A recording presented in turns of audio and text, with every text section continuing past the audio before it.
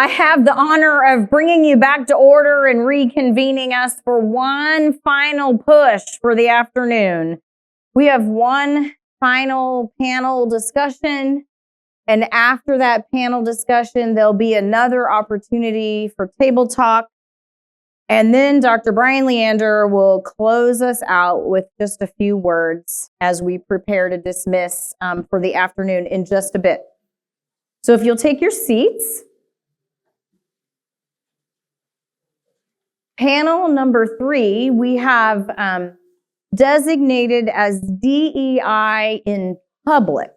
So we're going to talk about what diversity, equity, and inclusion look like in public leadership spaces, whether that's a community service organization, whether it's a business, whether it's education, whatever that may be. And we have assembled a group of leaders in those kind of spaces that have much to share with us this afternoon. So they shouldn't be surprised by now to hear me say, I'm going to ask you to do a 3-part introduction. Your name, the context in which you work and live and serve. We realize this is a public conversation rather than a congregational one. And then thirdly, nobody should be surprised for me to say, why does DEI matter to you? So I'm going to invite our panelists now. We have just name them briefly and then allow them to introduce themselves. At the far end of the table, Mr. Chuck Shelton, who operates Greatheart Consulting. They've been one of our sponsors today. If you've been seeing the sponsor slides, scroll through, and we're grateful that Chuck is here.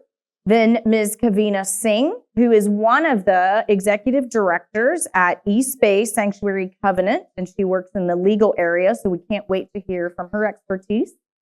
And our very own Dr. Jim Brenneman, current president of BST, but Jim has been, over his lifetime, a biblical scholar, a church planter and pastor, a university president, and now our president here at BST for the last 8 years. So I'm eager to get into conversation with these good folks. And I'll just invite you to do that 3-part introduction, and I'll start at that end with Chuck, and we'll just move this way. Thanks so much, Angie. Chuck Shelton. I'm the founder and CEO for Greatheart Consulting based in Seattle. And DEI is important to me for so many reasons. I grew up in a home with 2 grandmothers, a mom, then a wife, and now a daughter and a granddaughter who are all incredibly personally powerful people and all on the extroverted side. I grew up in a home with a dad who was famously introverted. And then when Dr. King was assassinated, my parents took me to a racial reconciliation workshop in Seattle, and Reverend Woody White, who's now passed away but was a retired bishop in the Methodist Church, African-American pastor. I don't know if he pointed at me, but it felt like it. I was 13, and he said, I need you to take responsibility for being white. So you become part of the solution and not part of my problem. And I remember noticing how he personalized that learning. I suppose 13-year-old white boys from the suburbs and every other possible advantage like I was and am aren't known for epiphanies, but I had a calling at least. It was an invitation to take responsibility for the sources of advantage in my multiple identities at an age when I guess I was ready to try that out. So the intervening 50 plus years have been trying to figure it out, and what's become DEI. I mean, for years it wasn't even D. Then it was D&I, and then the E got added, and the acronym's grown. And now it's under controversy in a whole new way. But it's core to kind of the invitation for me to live into my giftedness, my identities, and my faith. So thank you. That's beautiful, Chuck. Thank you. So I'm Kaveena Singh. I'm an immigration attorney and one of the co-executive directors at East Bay Sanctuary Covenant, and we have the honor to be actually housed now in the BST campus. I'm really honored to be part of this panel and to talk a little bit about what brings me here. I come from a pretty strong religious background. My family is from India, and we grew up Sikh. And my father wears a turban.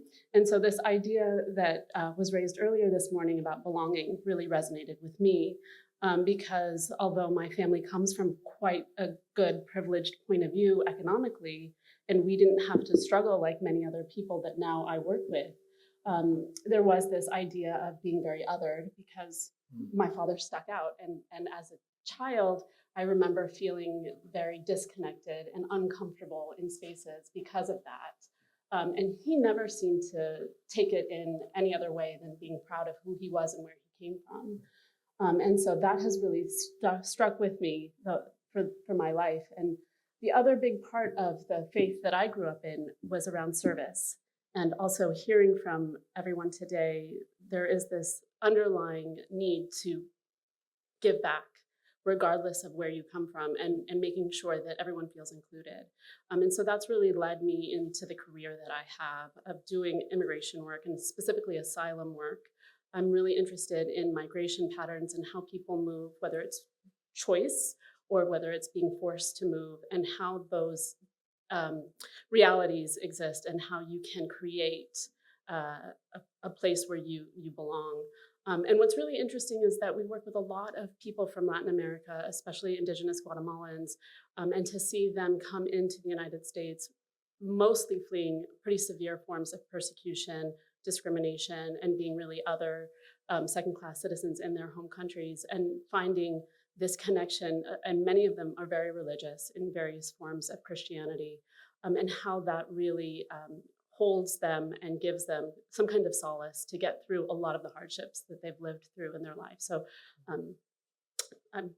that's what I like to Thank you, Kaveena, and thank you for sharing about the Sikh faith tradition in your family. We'll be looking forward to maybe more about that as you share. So you've heard a little bit about me professionally. I come from what I call a hybrid religious family, and also ethnically as well. I grew up going to a Cuban Mennonite congregation in Ybor City. My roots are in the Anabaptist Mennonite heritage, 500 years of peace building. And my father got to Florida. He was interred for 4 years in a camp as a conscientious objector in World War II. So that's what took us to Florida. My father left the church largely over its lack of interest in peace and justice related issues. So I grew up with that situation. And then my own family, my immediate family, is made up of Latinos, of African American, of Jewish, Muslim, and Christian, of course. So my spiritual journey has been quite eclectic. And almost from the ground up, I've been living in that kind of world. So it has greatly influenced me in terms of my own commitment to matters of inclusion and diversity, because almost at every level, there's someone in my family who will be excluded for some reason. And so that has really affected my own journey as well. So I've been pastor. I'll focus today mainly on the fact that I was president, not only here, but for 12 years at Goshen College, which is a Mennonite congregation in the Midwest, largely Caucasian in its roots, Mennonite in its roots. And we had the task of taking it to becoming a Hispanic serving institution. Now, in over 50% of the students who attend are students of color and first generation. So that was a major overhaul of that unique little, amazing little place in Indiana. And it has community implications as well, which I hope to share. Very good. Thank you all.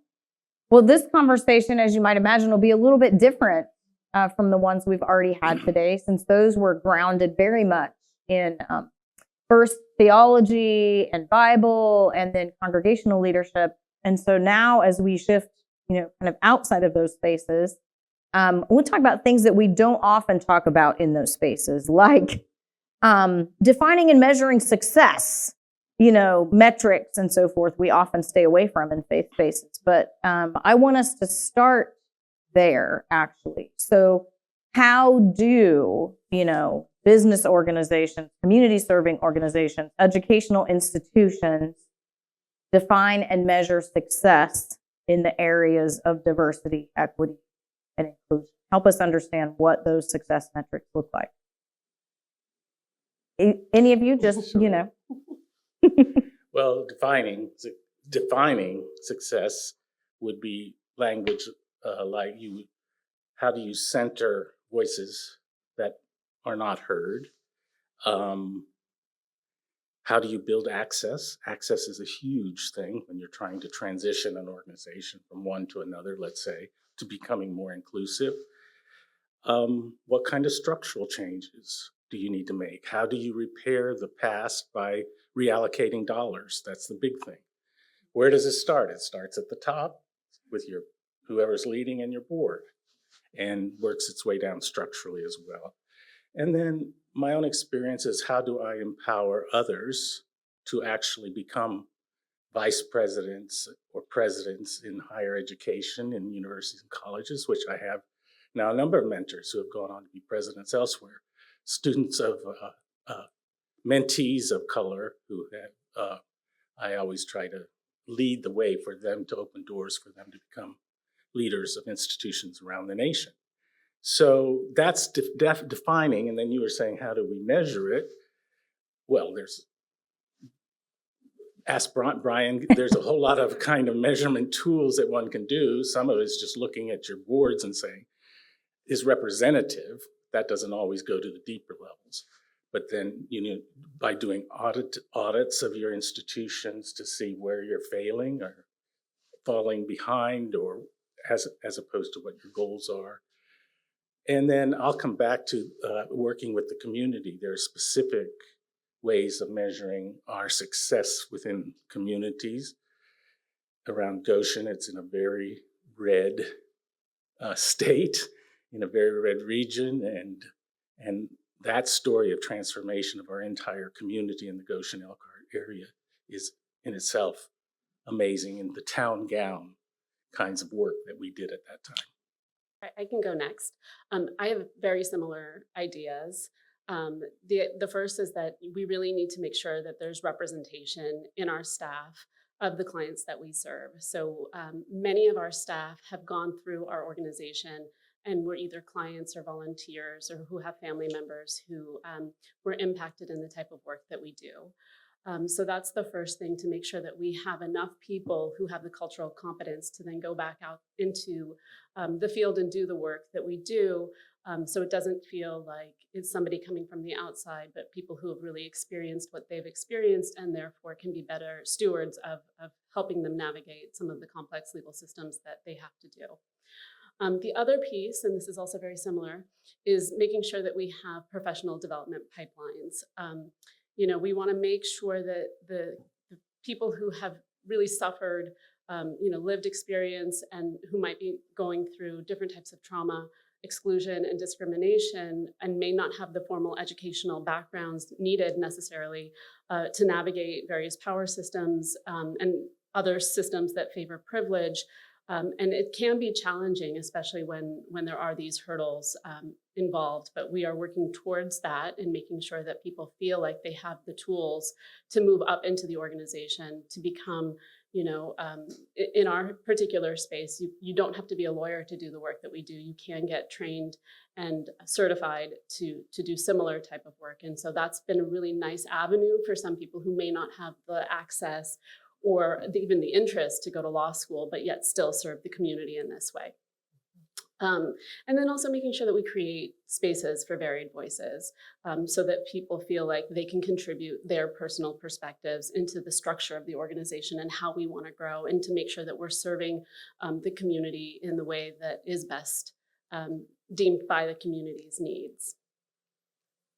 I'm cognizant of the through line for all of this around the connection of this work to organizational implications and systems and community impact, right, beyond the walls of the organization itself.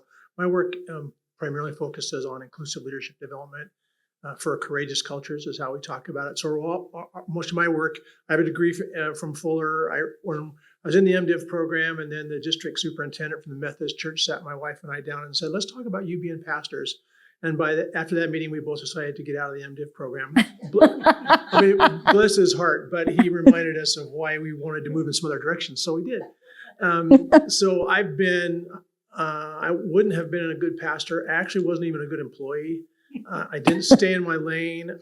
I was always thinking strategically, which makes a life in consulting a joy, because I get to be disruptive, and sometimes people even pay for it.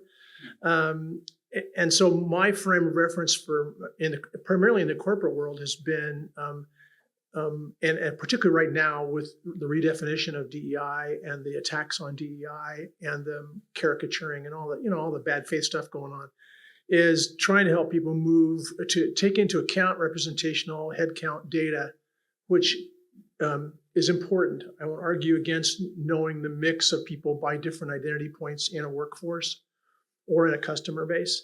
The problem is that we've permitted headcount to become like the holy grail of data. And it's been now executive teams either think their headcount data is all the data that is available, to measure DEI, or they're hoping that that's all there is, so they can deflect from actually doing the work to measure what really matters inside their part of the business. Wow. Either way, I don't like it. And representational data is at best a lagging indicator. It tells you what you have. It doesn't tell you how you got it. It doesn't tell you how to grow it. It doesn't tell you how to keep it. So I've become a little bit of an evangelist around data, because every organization says, or at least in the profit world, says, well, we're data driven. Of course, until then you provide data beyond headcount, and then they go, well, what was the source of your data? And they want to talk about methodology, because they don't always want to change. So to me, the metrics is, I don't actually care about the numbers, the graphs, the charts. I care about behavior change in between people and in organizations. And right now, for us, the conversation, it starts out being about DEI, and it needs to go to, let's talk about how data actually works. Organizations have biases towards quantitative data. They'll say if it's not a spreadsheet with a dollar sign in it, it's not really data. So they'll look at employee engagement data or performance management data and go, well, that's nice, but soft. Like they have all this biased language around it. So my passion right now in part is to say to leaders in every part of an organization, how are you measuring success, to your question, and how is leading inclusively helping you improve your measures? Trying to shift the conversation from DEI or headcount to how's this embedded in your success every day? So like with one example recently was with a CFO of a big company. He was not getting it. He was one of my coaching clients where they say, it's like, here's another white guy who doesn't get it. Go find a white guy, or any white guys that can talk to this dude. So they call me, right?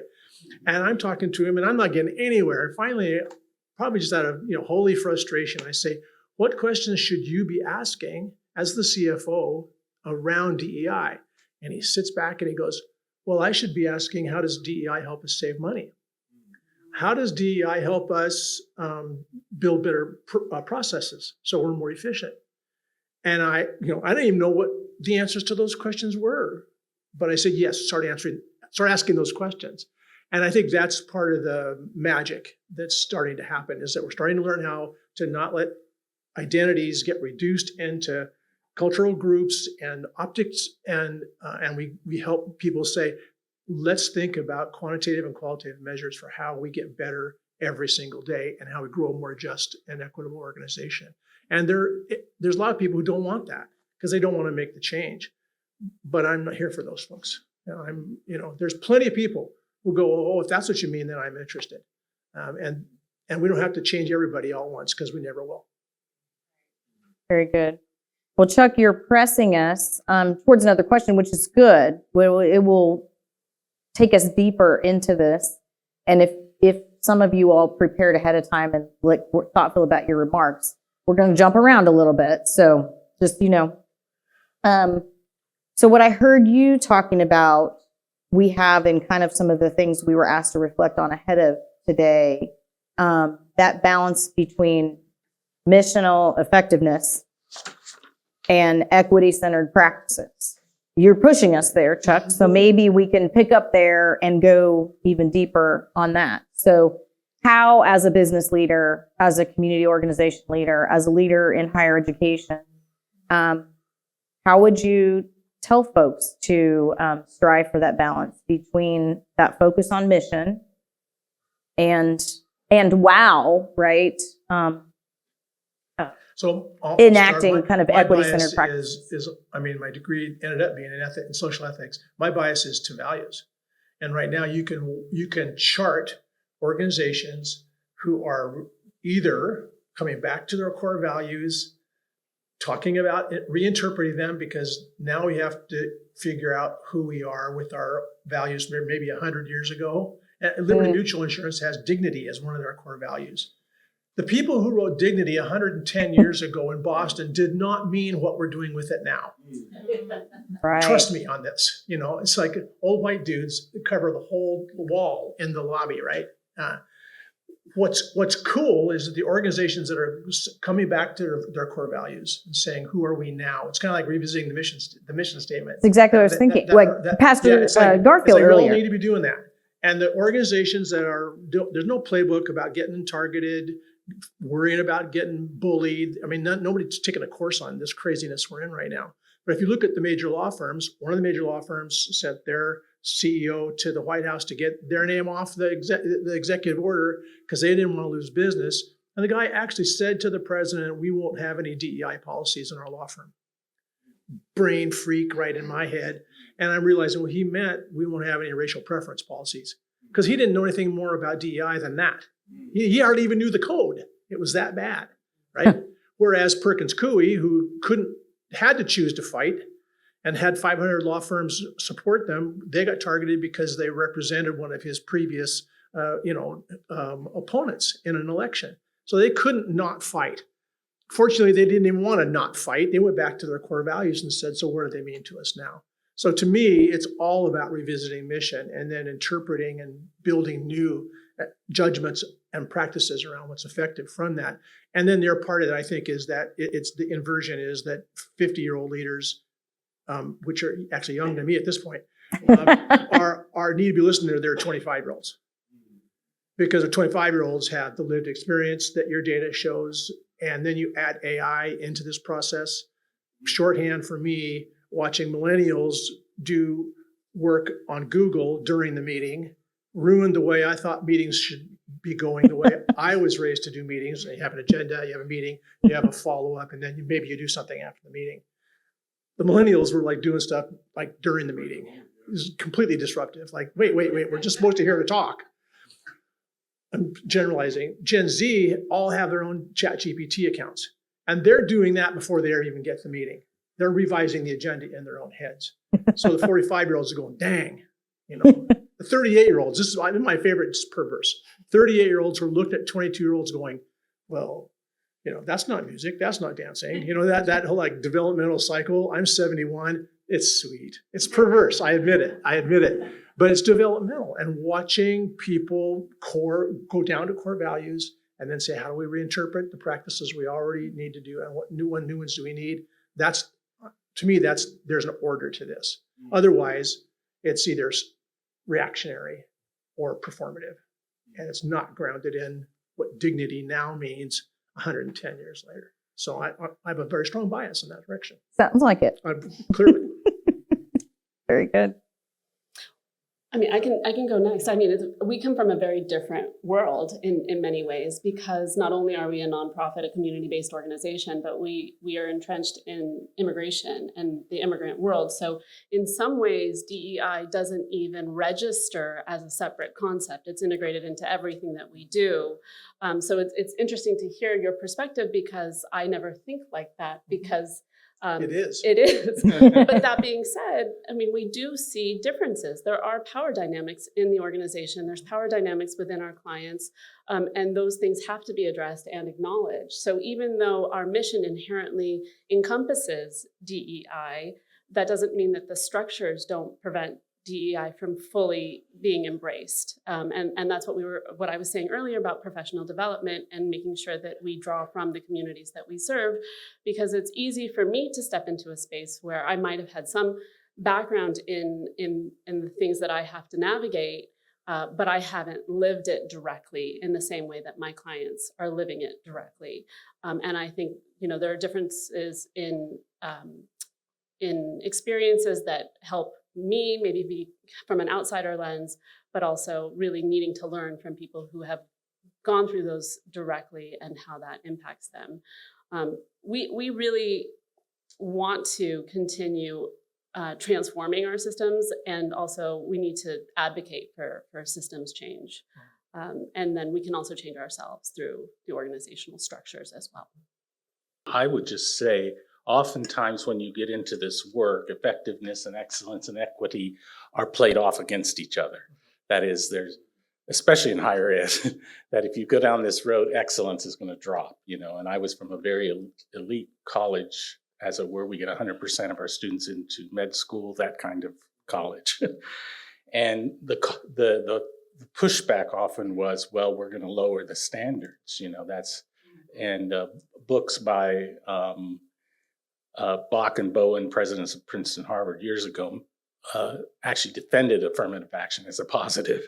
And one of the things I found myself doing all the time was a comprehensive education, preparing our students for the next generations.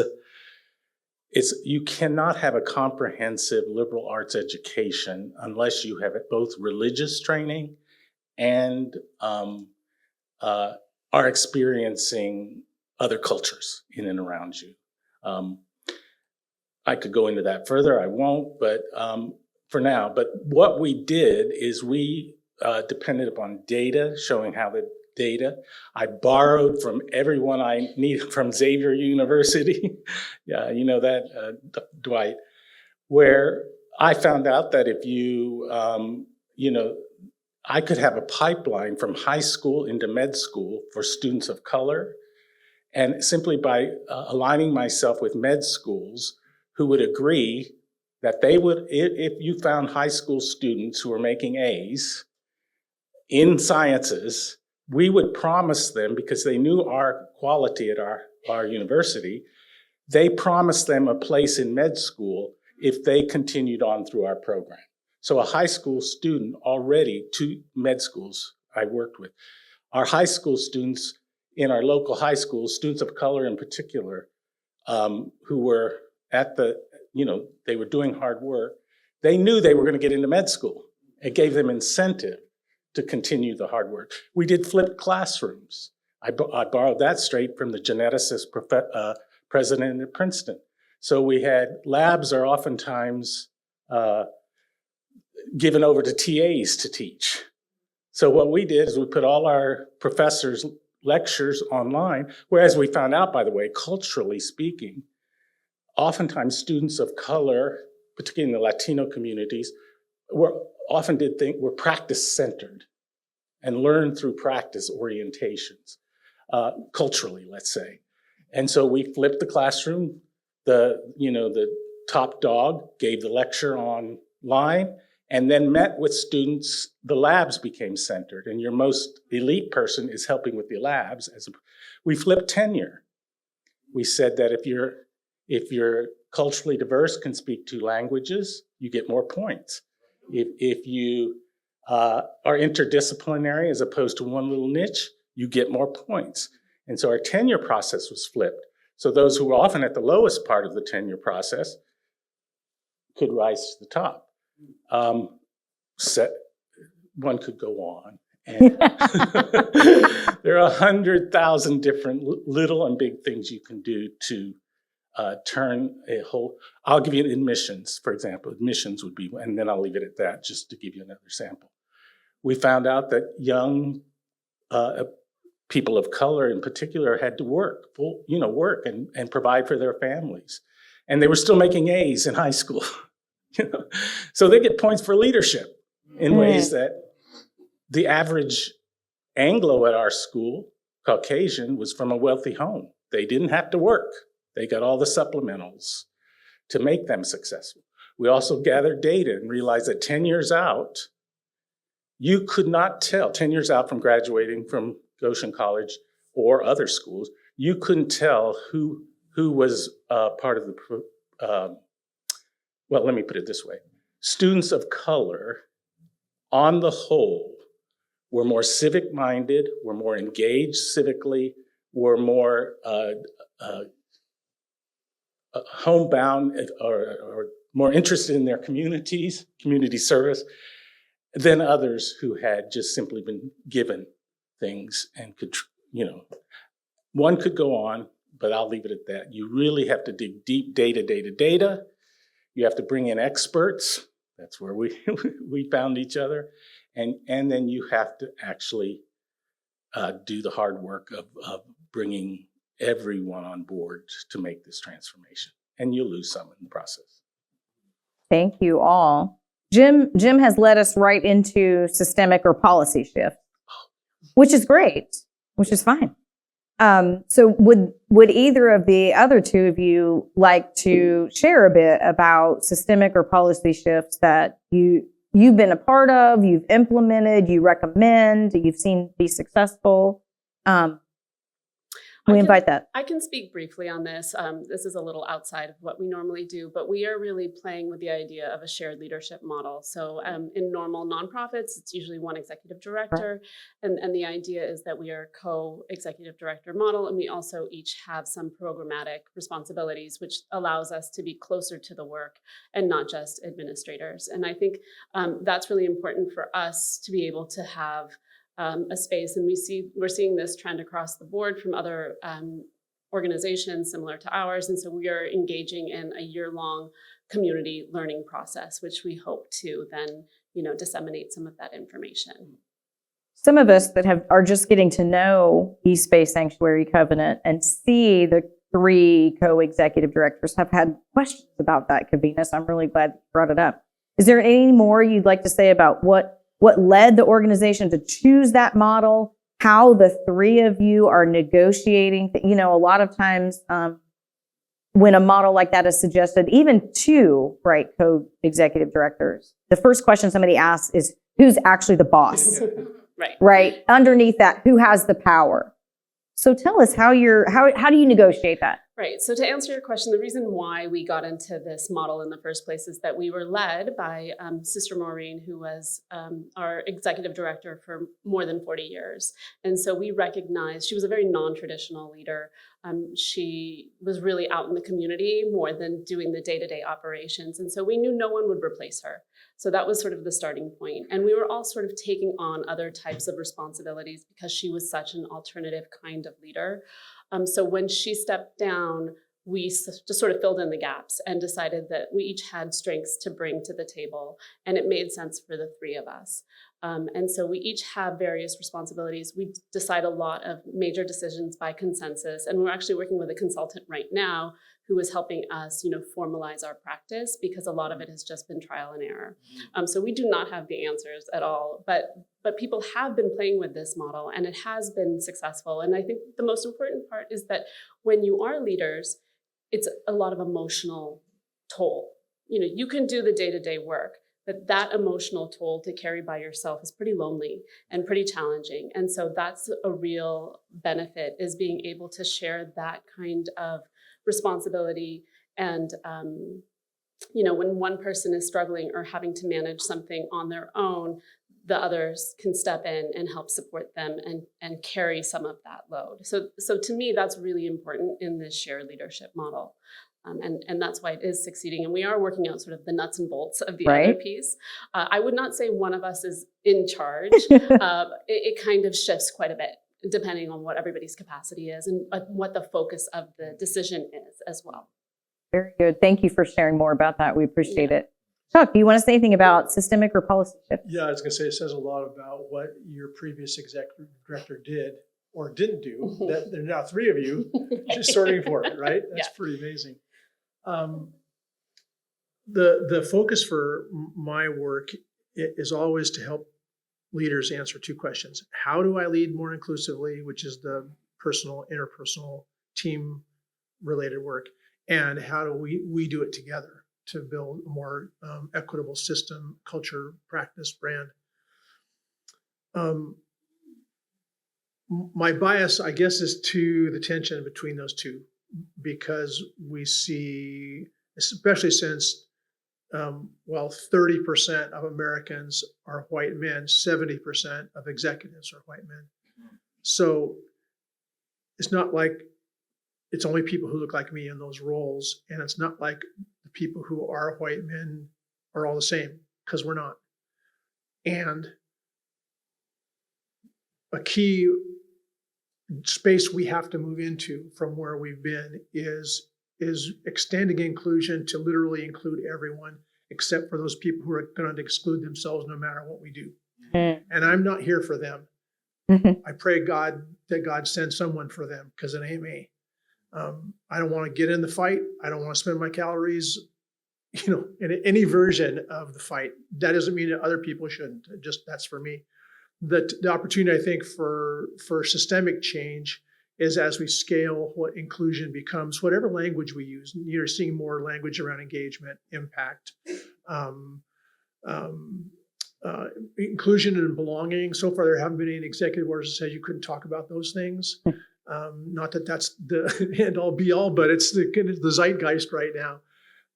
Watching, we found that the systemic change comes significantly from people who are also taking responsibility for their own point of view and their own accountability and relationship.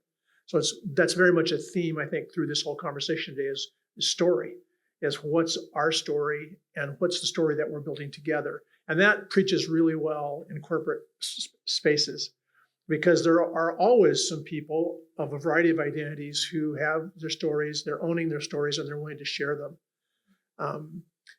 And there are always people who look like me in that group. They often are gay, or some other aspect of their life experience causes them to have experienced disadvantage. But you don't need all the 40 top executives to change the system. You need 8. You just need a small group of people to say, I'm going to take responsibility for this. We're going to do it together. And then it's about building. Systemic change comes from personal ownership and then peer work. We always are just visitors. Our clients doing DEI, HR, learning and development, comms, internal legal counsel, the people inside the organization that are there to help people grow and change. That it has to happen because they decide to do it, and it has to happen because they do it together. So the peer learning part has become really crucial as well. The good news about that is that when we see a story-based approach, and people who, let's say, I never met a Black person until I was 22, that doesn't mean you don't have a story. It means you have a story you need to learn and own and figure out, what does that mean? And once we start to create space for stories to be part of belonging, and then we invite people to say, so what does this look like for your challenges with your talent in the business or out in the community with your customers? Then that's kind of invitation they've not often received from around DEI. And I'd say there are significant things. I hope historians will look back at the next 5 years and say that the reason that DEI, whatever we call it in 5 years, some of it will still be DEI. What will change is that we turned the corner. We built on the connection of inclusive leadership with talent to inclusive leadership in the corporate world to customer.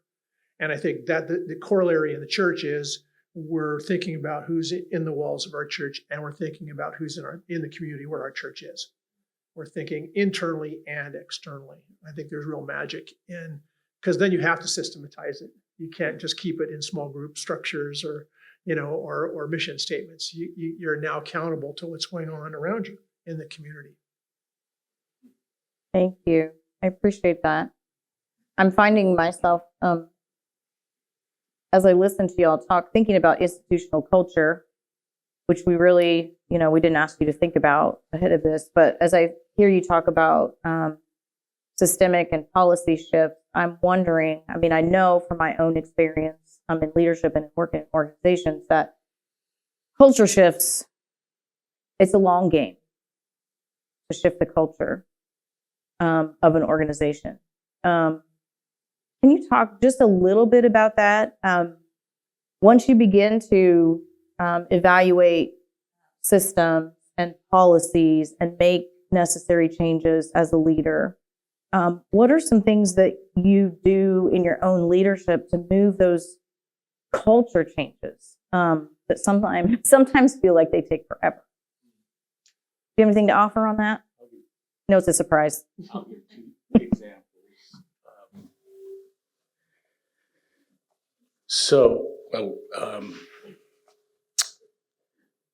One of the very important things is to get people to agree on your overall vision. To me, that was very important. And then in terms of the culture shift, data tells us that even when you arrive at about 25% of your shift in your demographics or how you're doing things, people will they will fight all the harder because they feel that you've already gone over, even though I think we experience this largely in our culture. Here in California, you say by 50-50, there's going to be a huge demographic change. Well, we fought early on in the 80s, we were fighting against all kinds of cultural changes because people thought, oh my God, they are going to take over, right? Well, in our tradition, that was, so you have to realize that you can be on your way, but the majority, white culture often will experience the feeling that they've already lost when it's only 25%. It's not even 50%, and they're all worrying. So you have to deal with that fact. One of the things I did in the Anabaptist Mennonite culture, I went to one of our largest donors of the time, a huge manufacturing company, 2 different companies. One, you probably know Jayco, the Winnebagos of the world, and also Souders. It's a huge industry in furniture as well. And I appealed to them. When Souders was founded, their founder had 3 M's. He hired Mennonites, because he was from Mennonite background. He hired immigrants, and he hired the mentally disabled and physically disabled. And he got all kinds of flack for doing that. This was back in the 30s or even before. And so I appealed to that. When we were moving toward culturally diverse, it was hard for those families who had raised their children, established the colleges that we have, are paying for it, so that their children could get an education and move up and out. And they literally moved up and out into the Harvards and the Stanfords and elsewhere. I simply said, we are also trying to reach people like you originally. In other words, I tapped into their original vision of what he was doing and the flack that he was getting, the leader, for what they had done 30 years before, and said, help us do the same for Latino families who are just as committed to their families, African-American families who are just as committed, want their kids to, and so on. So I'm telling you, you have to make a case so that they would keep giving, and they felt part of the vision as well, because for them, it just, they could identify. You find the links of identification of our humanity that allowed them to open their pocketbooks, big time, I should say, when they bought the vision. Either one of you have anything to offer or would like to say anything about shifting institutional culture and what that's like as you're implementing these kinds of policy and systemic change? I can speak a little bit about that. So I do think it's really important to embody your mission and live your core values, and also set, reasonable expectations, because the reality is you want other people to eventually take over your role. And so I think to set a standard is really important, and also to create space for other people to give their vision of how they want the culture to shift at some point, and recognizing that, yes, I might be a leader in this space, but at some point I will no longer be the leader of this space, and you need to co-create what it is you want, and sort of relinquish some of that maybe micromanaging or power to the rest of the people that hopefully you've entrusted and given enough tools for them to then take over. Thank you. I like that chin up kind of, got to remember you're not going to be there forever. Maybe not Oh, yeah. like the previous person for 30 years. I'm reminded today of a early phrase in diversity training that does the fish know it's wet? The idea being that particularly as advantage is accrued in our lives, we aren't necessarily aware of the context that we're swimming in, right? To me, at this point, I suppose I'm getting a little grumpy as a function of my age and having seen the same crap over and over again. Now even worse. When in a congregation, in a corporation, in an institution, I'm listening in terms of culture, evidence of culture, a culture underway. I'm listening for whether any white people are saying the word white. And I'm listening to see if there are any men that are talking about being men. You could also listen on the advantage, disadvantage aspect of any other identity point. I think I've been on a very steep learning curve around neurodiversity the last 3 years. And so there's all kinds of ways that advantage and disadvantage accrues to identity points, but the two, because they are so visible and so core to identity and history and the way resources are still assigned and opportunities, when I'm saying I'm just a member of my church, but the pastors are learning that I have opinions about what they could be doing. I have 3 books over there of Brian's to give to them next week. I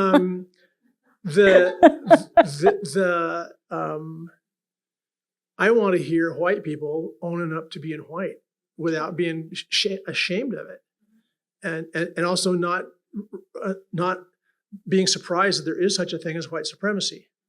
And I see it in many younger people. That many younger white people don't always know how to talk about patriarchy and white supremacy in a way that is anything but cringing for me. But I'm so happy that it's happening because it's evidence of culture change. And Right. I was at the conversation around masculinity is just so profound globally right now, and it needs to be. And I'm unhappy with toxic always being added to it. I'm not looking for that because many of us are glad to be men. We're raised by men who are glad to be men. All of us, none of us are immune to the toxic part of masculinity, but many of us also have a lot to offer as men, right? So for me, we were at a healthcare company in Indiana 2 weeks ago, and the healthcare company is 81% women. The executive team is 12 men and 3 women, right? And they let a crazy company called Greatheart Consulting in the door, so they're already a suspect. And at the end, one of the chief operating officers says, "Well, we have work to do around gender." And the 3 women on the executive team are going like, "Damn right," And he actually said the word patriarchy out loud, and 4 of the guys moved their chairs back. Right. And the wheels on the chairs were working because when a guy says patriarchy, yikes, what are we into here? And then the COO and the head of HR said, "Well, we need to do focus groups of women." And I'm sitting there waiting. It's is anybody going to say you're going to talk to the men? Only 19 out of 100 people in your organization are men. You have a diversity problem. You don't have diversity, and I bet they're all in tech. Right? Almost all. Anyway, so then I just gently suggested, I wonder what it would be like if you also had some focus groups with men in the organization to see what their experience was. And the room went silent, can we do that? Can we talk about being men when there aren't women in the room? So to me, I'm looking for the indicators. And if I'm not seeing them, I'm just going to go right at that. Are the men talking to the men when there aren't women there? And what are we talking about? And how are we showing up? What are we learning? How are we helping the younger guys who have a very different experience of gender? How are we doing work inside so that we become useful to other people? And when I see it, I'll report back. But if white people at our church, which is most of us, are actually talking about being white in 6 months or 12 months, we will have got somewhere. Wow. And if we aren't, we're just playing. Chuck can come here to play. Chuck's tired of playing. I'm actually a pretty playful person, but No, I'm just giving you a hard time, but I can appreciate that very much. We came today for real talk. Yeah. Bishop Leander, used a phrase like that earlier today, but that's what today's about, is real talk. When the three of you introduced yourselves, you each spoke a little bit about your religious or spiritual formation, and it's very different across the panel. So I'm curious, how does that religious or spiritual formation, how does it play out in your work? How does it impact and shape the way you lead your employees, the way you show up out in the world as a representative of your organization, those sorts of things? Are you willing to talk about that a little bit? I can go. So I was raised, service was really integral in everything that we did. And so I think when I was thinking about what I really wanted to do with my time and my career, it had to be service focused. And so I went to law school knowing that I was going to practice immigration law, or at least work with immigrants, because it was so fundamental to my own personal story of migration, my family migration. And so I really wanted to be able to take the fact that I had access to education and other aspects of privilege and give back in the way that I felt was very concrete. And it wasn't completely selfless. I knew that for my own personal, my personality was such that I was very goal oriented. And so this was a way to sort of meld everything that I needed to do things in a concrete way that I could help somebody get something tangible, which is legal status, while also being very, interested in how people are raised, their cultural backgrounds. And so it was even, very personally motivating for me, because I got to learn so much about other cultures and people. And the idea of storytelling, again, comes up a lot, because what I really do is help people tell their own story. And so it's really interesting and motivating and hopefully helpful to them at the end of the day. So I like that aspect. And what I really want to give back is having somebody feel like somebody's listening to them and that their story is meaningful and important, and that they have a place. And I think that comes back to your initial comments, Brian, about belonging and having a story. And that is really what diversity is. It's not just what you see. It's not singular. It is much more meaningful and depth. And there's so much dignity in there. Yeah. So much dignity. What I like about story as a method is that there's kind of equity built in. Everybody has a story. And to the degree that people who had accumulated advantage we've participated in our own and there's some often really active deflection, saying, well, I don't really have a story. If the story has to be a story of suffering or a current disadvantage. And it's so you can say, well, I don't really belong in the conversation because I'm not a woman. I don't belong in the conversation. And so we talk about psychological safety and psychological standing with everybody. And story has to have both of those in it. For me personally, I was a white boy, and then I turned into a white man, and I've been it the whole time. There's a bit of theater in that, because Jim and I were laughing. Jim and I went to seminary together, and no one who looks at Jim and I would assume anything about which is mostly true about us, right? So there's a little bit of acknowledgement that our stories aren't self-evident by the optics of how we usually make the judgments. I was thinking about the bishop's comments about where she came from and her family and her deep story, right? My deep story, my work has required me to do that work myself. Yeah. And my deep story includes slave owners in Tidelands, Virginia, where the plantation still exists. And they had more than 300 Black and Native indigenous slaves at the height of that tobacco farm in the early 1700s.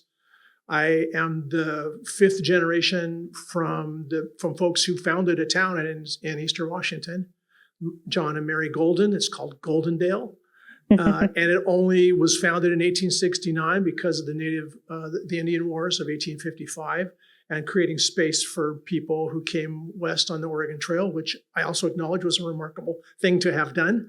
To start a town and name it after themselves. 3,000 people live there today, and I grew up hearing the stories of my ancestors. And a lot of my grandparents' generation has the son of and it's related to their, now I look at it and I just go, my kids look at it and just go, wow, I'm from the colonists. It's like the frame is twisting, but it's all still true. And I already told you earlier about, my own story. We can only be stewards, in a sense, of what goes on in our own lives, like our knowledge about what we want for how we live out service. And while I can't trace directly any particular specific benefit to my ancestors who owned slaves, enslaved people, and my ancestors who dispossessed or benefited from the dispossession of the Klickitat tribe, it's still part of my story. And I don't necessarily know what to make of that. This is probably maybe the third time I told this story in public. But that's part of the learning, is saying how are we formed? What are our stories? And how do we bring dignity to each other's story, whatever it may be. And I think that preaches, I think that hits so many of the scriptures that we've been talking about earlier today. The one for me that's just jumping out as a function of hope and spiritual connection right now is earlier in Ephesians 2, where it says, "For we are his workmanship," or another a version of that is, "For we are his poem, created in Christ Jesus for good works, which God prepared beforehand that we should walk in them." God prepared beforehand. Man, I am grabbing that one. Because right now I'm thinking, are we at a dead end? We are running into systemic evil, wickedness. Well, that was such a good word earlier today. Wicked, man, that's right. It's not just a movie with witches, it's real. God prepared beforehand. That works for me, because I want to live into those, and I love the mystery, of like, oh, I'm finding out and getting to be involved with something that I didn't even see coming. And right now, a lot of that is pretty tough. There's a lot of people who are suffering, and a lot of things that you see every day. My wife has prohibited me from saying the word unprecedented in the house. It's trigger word. She just can't take it anymore. So I think we're at a place where we have to take our faith down to that level and revisit our own motivational schemes to keep going. Yep. Okay. Faith matters. John Kerry, when he was Secretary of State, he said, "I don't see how you can be Secretary of State if you have no religious training whatsoever. How can you be a Supreme Court justice making decisions about religious issues and have no religious training?" Faith matters, and God has called us to be faithful people with a vision. And I would just expand, and I'll leave it at that. I'll expand because I did my work in Hebrew Bible around the conflict of text between Isaiah 2:2-4, which was just read to us this morning by Dr. Leander. And Micah also has a very similar text, almost verbatim, from Isaiah 2:2-4. That is, the nations will flow up, the ethnos will flow up to the mountain of God, and there will be peace, right? People will beat their swords into plowshares.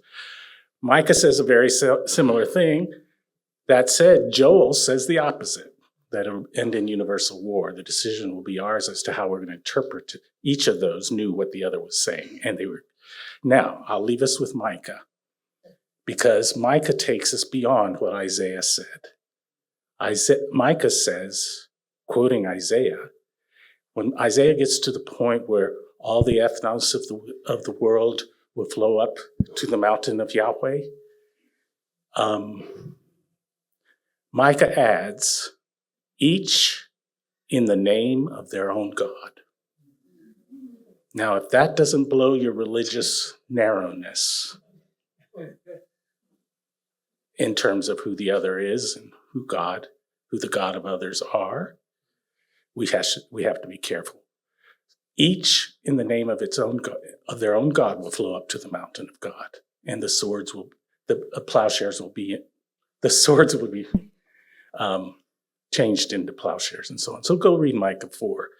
Amos, the great Amos, let justice rule down. Read chapter 9 of Amos. when people thought they were chosen, be they, in that case, is ancient Israel, or let's say we, the Christian people, think we're the chosen ones. You know what God said in Amos 9? Didn't I also give an exodus to the Ethiopians? Did I not also give an exodus to Kaftor? In other words, don't other people have exoduses? That I actually brought them up out of their own oppressions. So let's not limit God's capacity. And now I'm speaking from someone, as I told you, I'm part of a family that has multiple religious traditions in it. And if they were judged, my family were judged by Matthew 25, which says at the end of the time when God judges, separates the sheep from the goats, I will put my family in all its religious variety based upon the way they live ethically, that they will be part of the sheep and not just the goats, okay? Because Jesus said, the least, if you have helped the least of these. By the way, the question standing there was one of eternity, eternal salvation. That was the question. And Jesus says, if you've helped one of the least of these, you have helped me. And there are many people who have done that, who I welcome into the great family of God. I'll leave it at that. Chuck Shelton, Kaveena Singh, Jim Brenneman.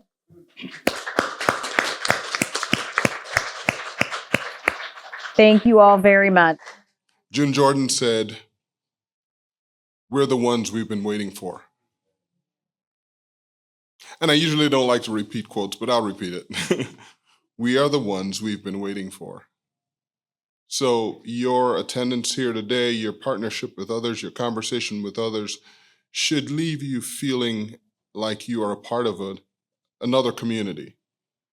It's a community of people who, well, we just believe that life is in community and change happens in community. So you also probably are sharing the mindset that you were leaving here today still wondering, what do I do next? Is anybody thinking that? Like, what do I do now? Thank you for your honesty. What do I do now? I'm disturbed and I don't want this moment to leave me. And I'm speaking for myself. So if you're feeling that way, I'm in community with you. We've thought about this and worked on this and piloted leadership development programs here at BST that target this very same issue of intercultural leadership is what we're calling it. Because even as you are disturbed and you're going to walk away with a book, thank you for your purchase of those books. And some of you bought the books for other people, which is exactly what I had hoped for, you know? But I think you're getting it, that this disturbance is not going to leave you until you do something and maybe even pass it on to somebody else, because we're the ones that we've been waiting for. We've been speaking truth in love, and that speaking of truth and love is sacred defiance. So the spirit of sacred defiance is an evolving story. It's collective. We can do this together. No matter where it is that you stand, we've got faculty here, professors with long CVs. We've got people who are students with growing CVs. And we've got people on our minds as we leave here going, you know what, I need to talk to this person. Maybe this person needs to grow or level up their leadership in this regard. So we've thought about that. And we think about our students, and there are 2 courses that I've designed and developed and piloted, one in the fall and one in the spring. And we were thinking about those courses and saying, if our students took those courses, then they too could walk away with a level of competency around leading intercultural ministries that they would not have had if they didn't take those 2 courses. So we bundled those courses for our students to become a graduate level certificate program. And we want you to know that. So if there are any students in any of the GTU schools, including, of course, BST, that you know of, that you think, you know, this person has this on their heart, they're feeling a sense of calling or sending or both, then you'll be hearing from us about these 2 programs, these 2 courses that will lead to a certificate. And if you are considering graduate education, then you're in good company here at BST. And if that graduate education feels like it needs an overlay of intercultural learning how to lead in this capacity as we've talked about today, then these courses are available to you. If you're a professional who wants nothing else to do with graduate education, I understand, by the way, but maybe you're still feeling, well, what is there for me? Then we have a learning certificate for you that is professional. It's a professional learning certificate that includes, if you like Chuck, you'll get a chance to see him even more. Because all of the work that Chuck has done around inclusive leadership, we've co-opted him and included him in designing a professional certificate program that lasts about the length of a semester. It meets on Fridays, 4 hours on Fridays, for the course of 3 months. And it's embedded in it is this idea of leading inclusively. So it will come with an assessment, a deep dive into your practices and how to develop those practices, and learning that will include Chuck. And then what I bring to that picture is learning around leading with cultural intelligence, which will also include an assessment. Both assessments will be 360, by the way. So it's not only you assessing yourself, but people who directly report to you and people maybe who you report to. So a 360 assessment, cultural intelligence and inclusive leadership. And then we build the learning specifically for you in community. So you get to be a part of a cohort of learners. We're looking for as many as 25 people in that cohort. So 2 things, one for our students. By the way, our students also get assessments in my courses. So they also take the cultural intelligence scale. So we are trying to take theological education to a deeper, more impactful level, and I hope that you can appreciate that. So 2 things, for students, that's pretty clear, but for you professional learners, for you who feel a sense of calling and leadership in this capacity, then if you want more information, look at our website at bst.edu, but if you want to reach out to me and talk about this, maybe it's a group of people that you already lead. Maybe you're thinking about a cohort within your church system. What would that look like? That's a conversation I would love to have. I hope that's helpful to you as we go forward. So, what's the sending about today? Zora Neale Hurston warned, if you are silent about your pain, they kill you and say you enjoyed it. So speak up and cry out in pain if you need to. Sometimes you need to hear your own voice. Sometimes you need to hear your own story. Paul reminds us in 2 Corinthians 5, God gave us this ministry of reconciliation. So let's not be silent. Let us be sacred storytellers of truth and reconciliation. My final call to action is this: speak. Speak truthfully about your experiences. Listen. Let others speak for themselves. Resist. Don't let empire write your story. Reconcile. Build a better story with others. And finally, I'll leave you with the words of Maya Angelou. You may not control all of the events that happen to you, but you can decide not to be reduced by them. May we never again believe in a single story. May we become sacred storytellers of belonging, justice, and the imago Dei in all of us. Thank you.